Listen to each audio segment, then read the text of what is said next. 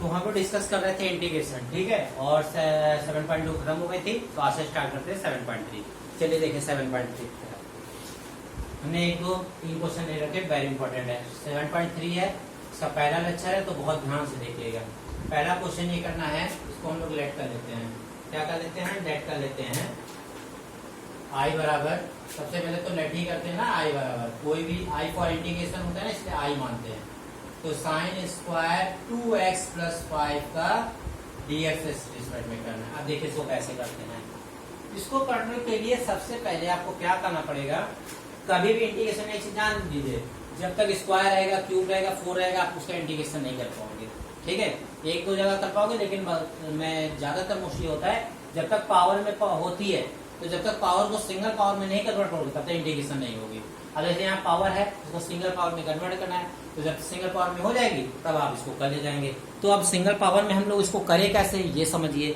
देखिए single power में करने के लिए फार्मूला होता है। देखिए अगर हम देखें तो cos 2x का एक फार्मूला होता है 1 - 2 sin स्क्वायर x, होता है कि नहीं होता है।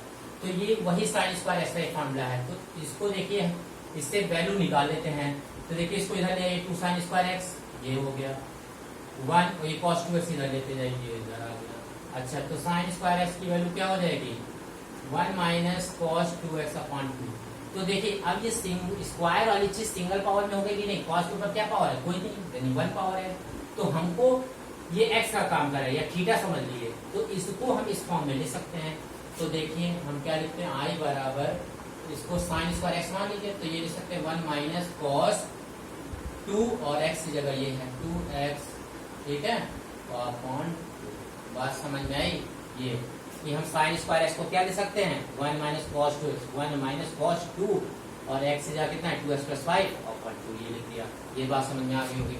अब आपको पता होना चाहिए ये 2 तो कांस्टेंट है, ठीक है ना, 2 कांस्टेंट है, तो ये 1/2 बाहर हो जाएगा। तो क्या आ जाएगा 1 - cos, अब इसको अंदर कर दीजिए, 2 का कितना हो जाएगा 4x, और ये 5 का 10 हो जाएगा, कितना हो जाएगा, ये ज्यादा बेहतर है dx। अब देखिए क्या करिए, थोड़ा इसको अलग अलग कर दीजिए। एक तो 1/2 के साथ इंटीग्रेशन अलग कर दीजिए, 2 स्टेप में इसको कर दीजिए। क्या कर दीजिए, 2 स्टेप में, 2 स्टेप में अलग अलग कर दीजिए, ताकि आपके लिए ज्यादा सही है। ये देखिए ये आ जाएगा। ये अब हमने क्या किया, 1 को अलग कर दिया और ये अलग कर दिया, 1/2 दोनों साथ ये कर दिया। अब आपको ये देखना चाहिए कि 1/2 1 का इंटीग्रेशन dx यानी x के रिस्पेक्ट में क्या होता है, x होता है, यहाँ ये 1/2। अब देखिए इसको मन में cos थीटा मान लीजिए, थोड़ी देर की क्या मानिए, थीटा। तो cos थीटा के इंटीग्रेशन क्या होता है, sin थीटा। तो यहाँ लिख दीजिए sin थीटा का क्या माना था, 4x + 10। लेकिन जिसका माना इसका देखिए क्या होगा, अगर हम इसको देखते हैं तो देखते हैं इसको क्या होगा, इसको हम t मानते हैं, इसका जब डिफरेंशिएशन करते हैं तो हम इसको रफली बता रहे हैं, इसको मन में क्या मानेंगे, t मानेंगे। तो t मानेंगे तो t हो जाएगा, इसका डिफरेंशिएशन करेंगे, 4x का हो जाएगा 1 और 10 कांस्टेंट है उसका 0, तो dt/dx। तो जो ds की वैल्यू आ जाएगी 4 आएगी ना इधर, तो ds की वैल्यू कितनी आ जाएगी, 1/4 dt आ जाएगी। क्या आ गई, 1/4।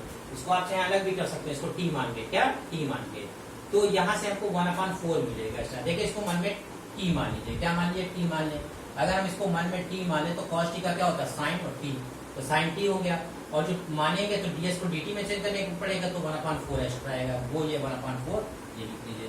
और जब इंटीग्रेशन हो गया तो c लगा दीजिए, ठीक। अब इसको थोड़ा सा सॉल्व और कर सकते हैं, इस क्वेश्चन को थोड़ा सा यहाँ लिख लीजिए, sin 3x cos 4x, ठीक है। इस क्वेश्चन को अगर हम लोग थोड़ा सा सॉल्व करें तो 1/2x, 2 4 कितना हो जाएगा 8 sin 4x + 10, ये इसका बेहतर आंसर है, ठीक है ना।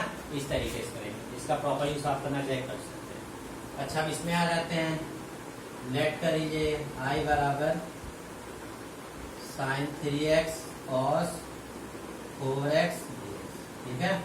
अब इस क्वेश्चन को कैसे करेंगे, थोड़ा देखिए जरा। इस क्वेश्चन को करने के लिए ये ऐसे नहीं होगा, ये दोनों मल्टीप्लिकेशन में है, प्लस होता तो 2 स्टेप में अलग कर देते हैं, माइनस होता तब भी अलग कर देते हैं।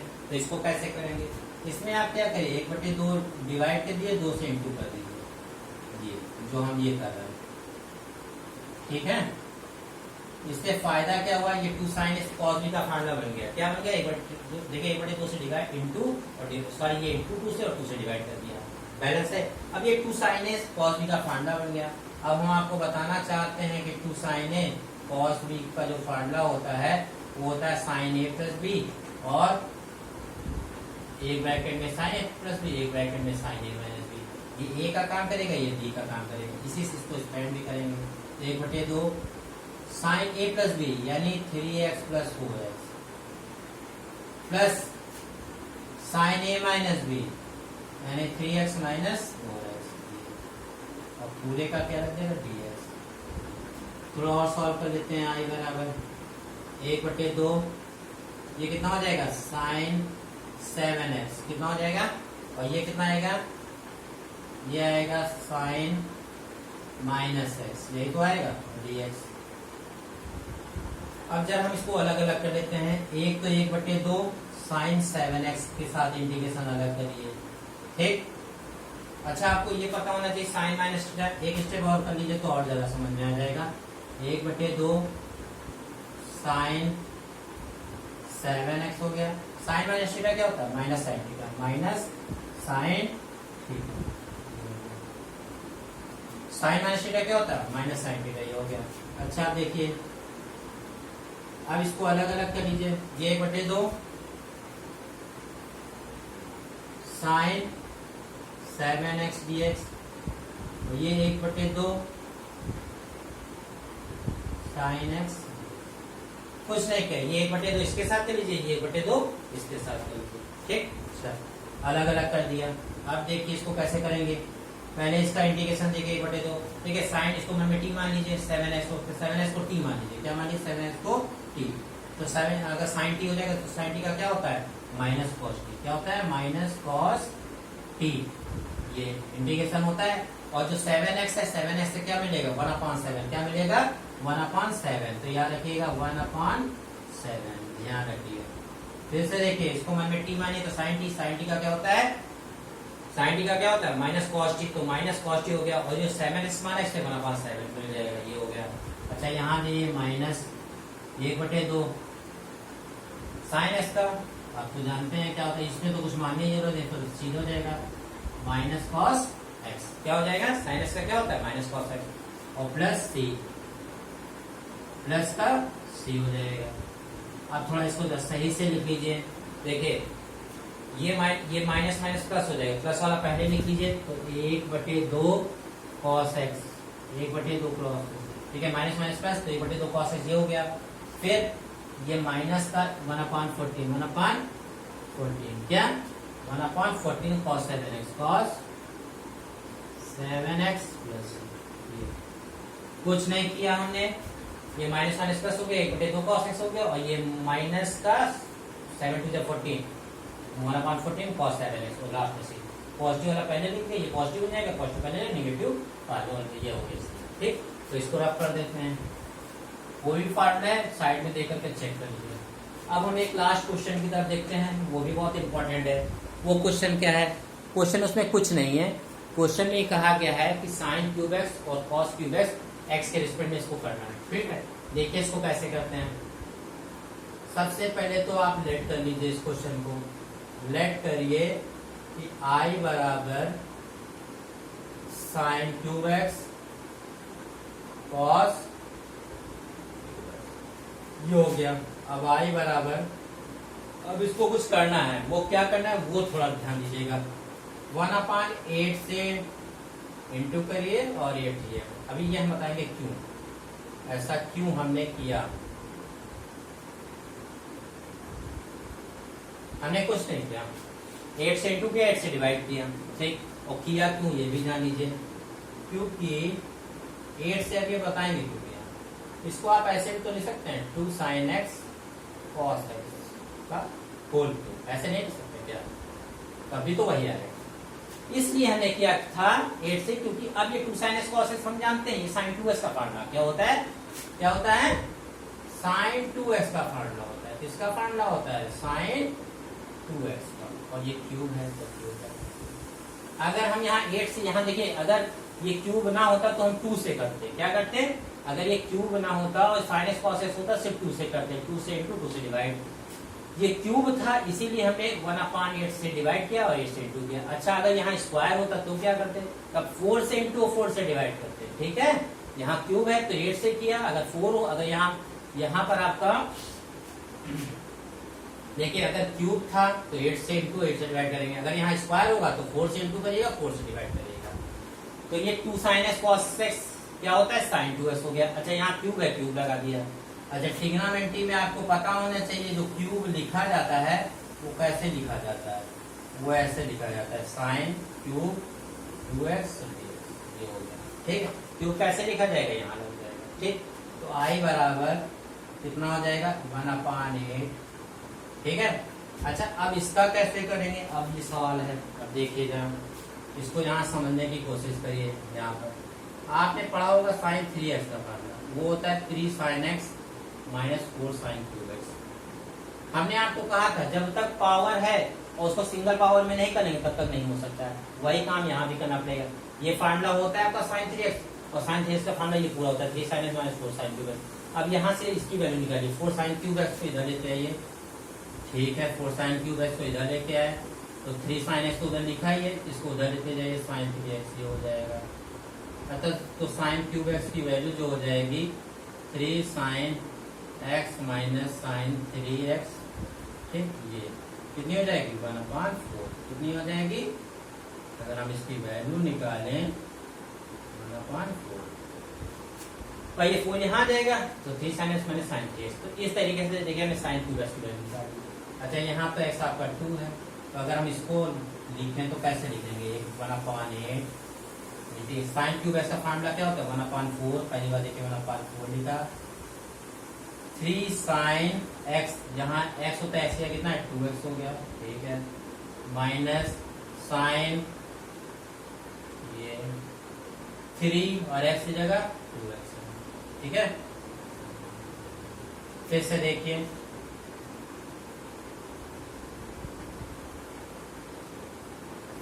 हमने क्या किया, ये sin क्यूब x का फार्मूला हमने निकाला है 1/4 3 sin x minus sin 3x।